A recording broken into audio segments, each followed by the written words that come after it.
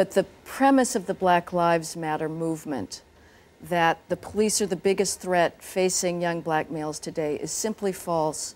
And the animosity that's directed at the police on the streets today is having an effect. Let me give you an example. Please.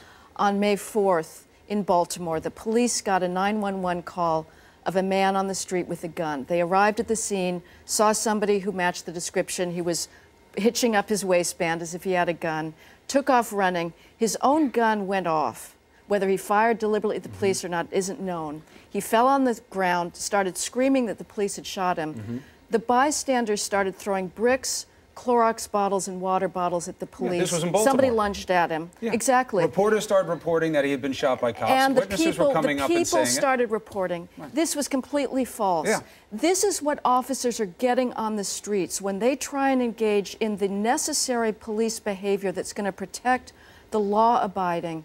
They are getting incredible blowback. And yes, I've heard from many officers that they are reluctant to engage in actions that could be misinterpreted on cell phone cameras or and body put cams. them, and well, right. Body cameras I'm in favor of because I think... But I'm saying it's going to put it out there in a raw way that often context is lost. Well, we need to have the entire context.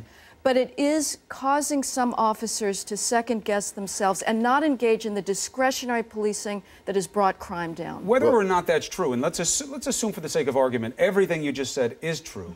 I still think that it could be just as likely that crime is spiking for reasons that have nothing to do with that have to do with economics, failed social policy, and your general evolution of different policies, whether they're gun policies or otherwise. Right. First of all, I think that saying that Black Lives Matter says that movement is about the police being the driver of the problems in the black community is defamatory.